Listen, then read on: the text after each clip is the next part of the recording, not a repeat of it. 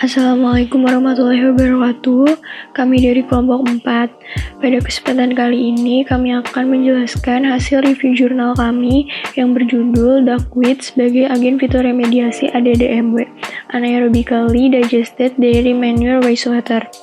Lalu, pertama-tama, rekan saya, Deus, akan menjelaskan latar belakang. Latar belakang dilakukan penelitian ini adalah karena peternakan merupakan salah satu pilar penunjang dalam produksi makanan dunia. Peternakan ini menghasilkan limbah seperti ADDMW yang dapat mencernakan lingkungan karena mengandung zat pengotor seperti senyawa organik ataupun patogen. Duckweed dapat menyerap nutrien berlebih dan pengotor pada limbah cair, resilient dan tumbuh dengan cepat sehingga dikatakan memiliki potensi untuk digunakan sebagai fitoremediator. Duckweed ini atau yang memiliki nama latin Lemnaceae merupakan angiosperm yang tergolong paling kecil dan sederhana. Lemnaceae ini merupakan tumbuhan akuatik dan mampu bereproduksi dengan cepat. Dalam ekosistemnya, Lemnaceae digunakan sebagai bahan makanan untuk hewan-hewan akuatik. Lemnaceae ini mampu hidup dalam rentang suhu, pH, ataupun nutrien yang cukup tinggi sehingga dikatakan memiliki toleransi lingkungan yang tinggi ataupun resilient. Terdapat 5 genus yang tergolong ke dalam Lemnaceae yang masing-masing memiliki morfologi yang khas. Kelima genus tersebut dapat dilihat pada gambar di sebelah kanan. Sekarang saya akan menjelaskan tentang fitoremediasi. Fitoremediasi itu sendiri merupakan suatu proses remediasi yang menggunakan tumbuhan sebagai agen fitoremediator dengan cara memaparkan tumbuhan tersebut pada lingkungan yang terkontaminasi dan membiarkan tumbuhan itu mengikat kontaminan dan menyimpannya dalam organ tertentu pada tumbuhan seperti akar dan daun. Fitoremediasi ini dapat digunakan untuk membersihkan logam berat, pestisida, xenobiotik, dan limbah ADDMW. Nah, fitoremediasi ini dapat dilakukan menggunakan 5 mekanisme yang berbeda. Yang pertama adalah mekanisme fitoekstraksi. Fitoekstraksi merupakan proses di mana tumbuhan akan menyerap logam.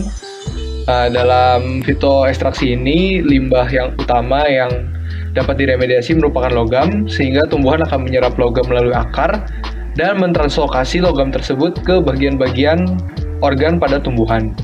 Nah, fitoekstraksi ini bergantung pada kemampuan tumbuhan dalam menghilangkan polutan. Untuk menghilangkan polutan tersebut dalam laju yang cukup cepat.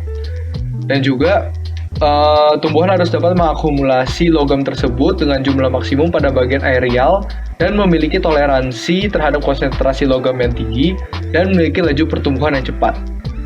Contoh tumbuhan yang melakukan fitoekstraksi adalah Pteris vittata dan Chenopodium albums. Mekanisme yang kedua adalah fitotransformasi. Fitotransformasi merupakan proses degradasi dari kontaminan yang telah diserap oleh lingkungan melalui serangkaian proses metabolisme yang terjadi di dalam tubuh tumbuhan tersebut. Yang ketiga adalah fitostabilisasi. Fitostabilisasi ini merupakan proses remediasi di mana tumbuhan mampu mengimobilisasi logam tersebut pada suatu sumber polusi. Dengan imobilisasi logam ini, tumbuhan mengubah kondisi lingkungan tersebut dari yang tadinya toksik menjadi kurang toksik dari kondisi sebelumnya. Hasil dari proses ini adalah tingkat migrasi logam pada suatu lingkungan itu berkurang. Tumbuhan yang mampu melakukan fitostabilisasi biasanya memiliki akar yang dapat berkembang menuju zona kontaminan untuk membantu mengimobilisasi logam dalam tanah. Imobilisasi logam ini dapat dilakukan dengan berbagai cara seperti adsorpsi akar, reduksi logam, presipitasi logam, dan kompleksasi logam. Mekanisme keempat adalah fitovolatilisi. Fitovolatilisi merupakan eradikasi polutan menggunakan tumbuhan yang mampu mengubah komponen toksik menjadi kurang toksik dengan dikeluarkannya polutan dari tumbuhan melalui proses transpirasi. Sehingga polutan tersebut akan diubah menjadi gas dan dikeluarkan melalui transpirasi. Contoh polutan yang dapat divolatilisasi oleh tumbuhan adalah arsenik, merkuri, dan selenium. Tumbuhan yang dapat melakukan ini adalah tumbuhan Chara senescens dan Arabidopsis thaliana. Mekanisme yang kelima dan yang terakhir adalah rizofiltrasi. Rizofiltrasi merupakan mekanisme untuk menghilangkan logam berat Nah, terutama logam-logam yang bersifat radioaktif seperti kadmium, tembaga, nikel, timbal, dan lain-lain dari suatu larutan. Nah, tumbuhan ini akan menyerap logam menggunakan akar dari air limbah atau daerah yang tergenang dengan air yang mengandung polutan. Tumbuhan ini memiliki mekanisme yang dilengkapi dengan rambut akar yang cukup panjang dan berjumlah lebih banyak dari tumbuhan pada umumnya. Hal ini diperlukan untuk memperluas permukaan penyerapan, karena mereka menyerap itu dari air. Nah, contoh tumbuhan yang melakukan rizofiltrasi adalah bunga matahari. Salah satu parameter yang dapat digunakan untuk mengukur kemampuan fitoremediasi dari suatu tumbuhan adalah reduksi dari kadar nitrat. Penelitian yang dilakukan oleh Alba Walna et al. Pada tahun 2020 menunjukkan kemampuan reduksi dari duckweed dengan kemampuan sebesar 41-46% dengan berbagai konsentrasi, yaitu 5 mg per liter, 10 mg per liter, dan 20 mg per liter. Dapat dilihat di tabel sebelah kiri bahwa setelah 10 hari, kira-kira sekitar 41-46% dari kadar nitrat tersebut telah berkurang dibandingkan dengan kontrol yang tidak berkurang sama sekali atau berkurang sedikit. Berikutnya, selain parameter berupa reduksi kadar nitrat, kemampuan duckweed dalam reduksi kadar fosfat juga dievaluasi. Hal ini dikarenakan limbah peternakan, termasuk yang terdapat dalam bentuk ADDMW, mengandung unsur fosfor dalam jumlah yang tinggi, di mana fosfor ini didapatkan dalam bentuk ion fosfat, dan tanpa pengelolaan lebih lanjut, hal ini dapat menyebabkan terjadinya eutrofikasi yang berujung pada degradasi dari ekosistem perairan terkait. Fosfat juga merupakan bentuk dari unsur fosfor yang cenderung diserap oleh duckweed.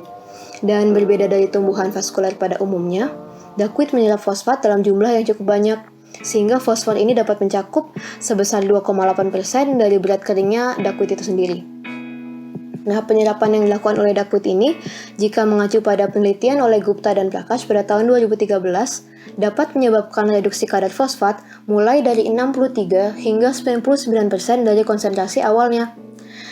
Dan walaupun 63 hingga 99% ini merupakan angka yang cukup tinggi, itu juga merupakan rentang yang cukup besar. Dan hal ini dikarenakan kemampuan duckweed dalam menyerap senyawa fosfat dipengaruhi oleh beberapa faktor. Faktor yang pertama yaitu salinitas. Didapatkan berdasarkan penelitian oleh Liu et al. Pada tahun 2017 bahwa penyerapan fosfat oleh duckweed menurun seiring dengan meningkatnya salinitas. Dengan angka penyerapan ini dapat mencapai negatif jika salinitas berada pada 100 mmol ke atas. Sedangkan itu penyerapan optimal diamati terjadi pada konsentrasi 75 mmol ke bawah. Berikutnya, faktor yang kedua yaitu pemanenan. Jadwal pemanenan yang baik dapat menghindari pelepasan fosfat oleh detritus duckweed yang telah mati. Sehingga pemanenan berkala penting dilakukan untuk memaksimalkan penyerapan fosfat oleh duckweed.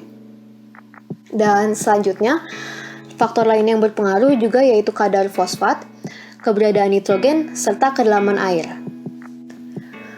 Berikut ini ditampilkan juga yaitu hasil percobaan yang dilakukan oleh Stamboli dan Leng serta Sutton dan Ornes, di mana lemnaminon dan lemnagiba ditumbuhkan selama 2 minggu pada medium dengan konsentrasi fosfor yang berbeda, dan didapatkan grafik ini di mana ditunjukkan bahwa uptake fosfor dalam bentuk fosfat oleh duckweed secara langsung berkolerasi dengan fosfat yang terkandung dalam medium tumbuh. Nah, parameter berikutnya yang digunakan merupakan reduksi amonium. Nah, diketahui bahwa limbah ADDMW itu memiliki sumber nitrogen yang cukup banyak dalam bentuk amonium. Nah, amonium sendiri memiliki beberapa dampak. Yang pertama adalah eutrofikasi. Eutrofikasi dapat didefinisikan sebagai meningkatnya nutrien pada ekosistem air yang meningkatkan laju pertumbuhan alga dan tanaman air lain yang menyebabkan gangguan yang tidak diinginkan pada keseimbangan organisme dan kualitas air. Nah, eutrofikasi ini dapat mengakibatkan perubahan pada ekosistem seperti rusaknya keseimbangan ekologis yang ditandai dengan pertumbuhan alga dan tumbuhan akuatik lain yang terlalu tinggi. Nah, dengan meningkatnya laju pertumbuhan alga dan tumbuhan akuatik lain yang dapat menutupi seluruh permukaan badan air, hal ini dapat berujung pada kondisi hipoksia, yaitu kondisi di mana DO atau dissolved oxygen suatu ekosistem perairan itu perlahan-lahan menurun karena terus dikonsumsi oleh tumbuhan air tersebut. Hal ini dapat menyebabkan kematian organisme lain seperti ikan, udang, maupun organisme akuatik lain yang terdapat pada ekosistem tersebut. Nah, dampak lain yang dapat ditimbulkan adalah asidifikasi atau menurunnya pH di dalam ekosistem air. Proses pengasaman ini dapat disebabkan oleh proses nitrifikasi dan oksidasi dari amonium. Nah, dengan adanya proses asidifikasi ini dapat menyebabkan dan menimbulkan efek toksik bagi vegetasi dan terjadinya defisiensi oksigen pada ekosistem perairan. Nah, sumber amonium itu dapat datang dari berbagai sumber yang dapat dikategorikan sebagai sumber alam, point, dan non-point. Dapat dilihat bahwa amonium yang berasal dari alam itu berasal dari degradasi limbah organik, pertukaran gas di atmosfer, limbah peternakan atau limbah yang dihasilkan oleh hewan, dan fiksasi nitrogen. 5 poin, amonium yang berasal dari emisi dan efluen dari jenis tumbuhan industri, dan amonium yang berasal dari sumber non-point adalah amonium yang bersumber dari agrikultur, pemukiman, urbanisasi, dan hasil pertukaran pada atmosfer. Nah, berikutnya saya akan membahas apa itu perbedaan dari sumber point dan non-point yang sebenarnya cukup sederhana. Sumber point merupakan polutan yang bersumber dari lokasi tunggal dan sumber tersebut sudah diidentifikasi. Sedangkan kalau sumber non-point itu merupakan polutan yang tidak berasal dari satu sumber yang sama dan sumber ini sedikit sulit untuk diidentifikasi, seperti amonium yang masuk melalui aliran air sungai, aliran irigasi. Nah, itu tidak berasal dari satu sumber tapi dari banyak aliran. Dan kita tidak dapat mengidentifikasi dengan mudah apakah aliran tersebut berasal dari satu sawah atau misalnya seperti aliran irigasi itu berasal dari air hujan. Nah, berikut adalah eksperimen yang dilakukan oleh Chang et al. Pada tahun 2013 untuk mengetahui laju penyerapan amonium oleh duckweed. Eksperimen ini dilakukan dengan memvariasikan 11 konsentrasi amonium di dalam suatu media kultur. Mulai dari 0,5, 1, 2, 3, 4, 5, 6, 7, 10, 12, dan 14 mg per liter. Nah, untuk menghitung laju penyerapan atau kinetika penyerapan amonium, digunakan persamaan Michaelis-Menten yang telah dimodifikasi menjadi rumus berikut. V sama dengan Vmax dikali C per K plus C, di mana V adalah laju penyerapan konsentrasi, C adalah konsentrasi amonium dalam media kultur, Vmax yang merupakan laju penyerapan maksimum pada kondisi konsentrasi amonium jenuh, dan K adalah konstanta afinitas. Dari percobaan yang telah dilakukan, diperoleh bahwa nilai K dan Vmax yang diperoleh adalah 1,877 mg per liter dan 0,082 mg per G dikali H. Nah, apa signifikansinya? Diperoleh bahwa laju penyerapan maksimum amonium teramati pada konsentrasi 10-14 mg. Namun, tingkat penyerapan ini juga tentunya bergantung pada kondisi dari lingkungan tersebut. Nah, dari hasil penelitian ini, dapat diketahui bahwa tanaman cucur bebek ini mampu digunakan untuk menyerap dan mengurangi jumlah nitrogen dalam bentuk amonium dari media pertumbuhan secara signifikan, sehingga dapat digunakan untuk mengurangi kadar nitrogen dari limbah ADDMW. Salah satu parameter analisis kualitas air yang lain yaitu nilai COD. COD atau Chemical Oxygen Demand didefinisikan sebagai jumlah oksigen yang digunakan dalam reaksi oksidasi material organik dalam badan air, sehingga nilainya akan meningkat saat konsentrasi materi organik tinggi di badan air.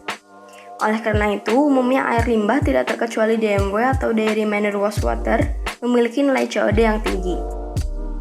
Umumnya agen fitoremediator berperan dalam mereduksi nilai COD dalam badan air.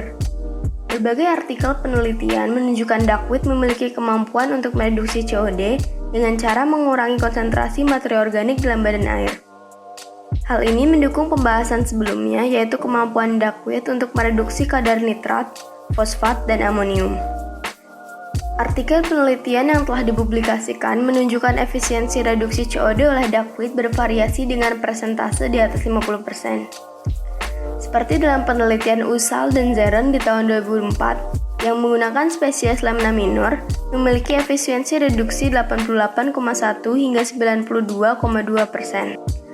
Dalam penelitian Layerly tahun 2005, diperoleh efisiensi 62% menggunakan spesies lamina giba, lamina minor, dan Spirodela punctata.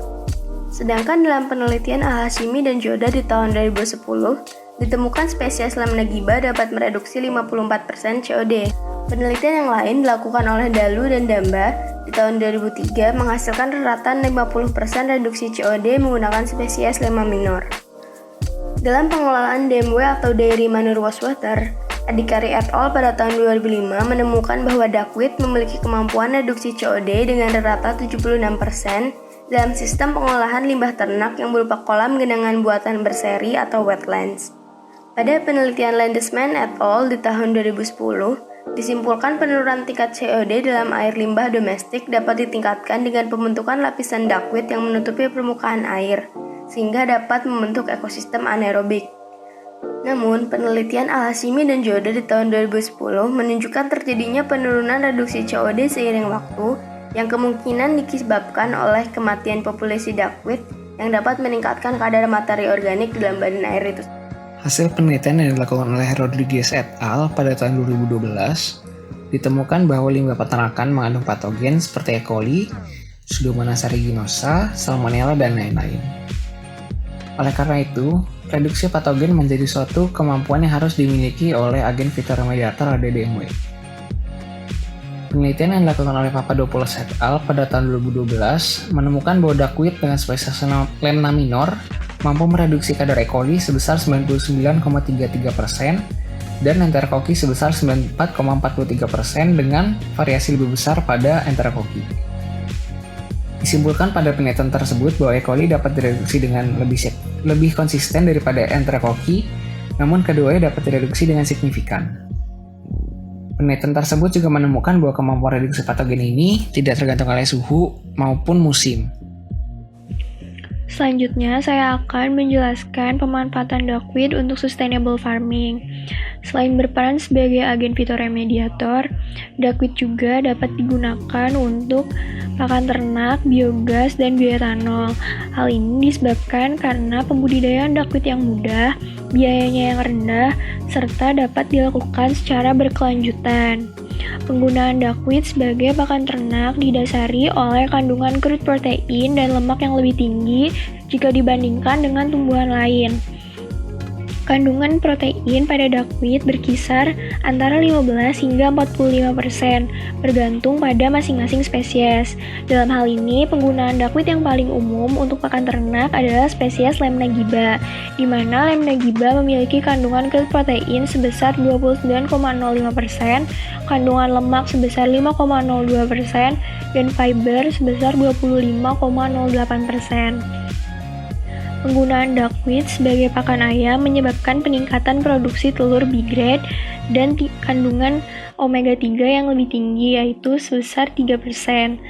Selain itu juga, penggunaan duckweed sebagai suplemen protein pada pakan babi menyebabkan peningkatan pertumbuhan sebesar 35% lebih cepat. Lalu, penggunaan duckweed sebagai campuran pakan pada ruminansia, dalam hal ini adalah sapi Australia, menyebabkan peningkatan pertumbuhan sapi Australia sebesar 200 kg LW. Selain itu juga, duckweed dapat dimanfaatkan sebagai bahan utama dari biogas. Hal ini disebabkan karena tingginya kandungan besi sebesar 21.000 mg per kilogram berat kering duckweed yang akan berperan penting dalam reaksi redoks pada metabolisme energi. Selain itu juga, duckweed memiliki kandungan karbon yang lebih tinggi 12,24% jika dibandingkan dengan kotoran ternak, sehingga dapat menyediakan karbon yang lebih banyak untuk produksi metana. Lalu, selain itu, duckweed juga dapat dimanfaatkan untuk bioetanol. Hal ini disebabkan karena duckweed memiliki kandungan pati sebesar 3 hingga 75% berat kering dan mampu menghasilkan 258 mg etanol per gram duckweed. Berdasarkan artikel penelitian yang telah dibahas, tumbuhan duckweed dari famili Lemnaceae menunjukkan pengaruh positif dalam mengurangi parameter pencemar air berupa reduksi kadar nitrat, reduksi kadar fosfat, reduksi kadar amonium, reduksi COD, dan reduksi patogen dalam wastewater, terutama limbah cair ternak atau DMW (Dairy Manure Wastewater). Hasil-hasil tersebut juga saling mendukung dan dapat diaplikasikan untuk menciptakan budidaya yang berkelanjutan atau sustainable farming. Maka dari itu disimpulkan, tumbuhan duckweed dari famili Lemnaceae dapat berperan sebagai agen fitoremediator dalam sistem pengelolaan ADDMW atau anaerobically digested dairy manure wastewater. Berikut adalah daftar pustaka yang kami gunakan sebagai referensi. Sekian presentasi dari kelompok kami. Terima kasih atas perhatiannya. Selamat liburan.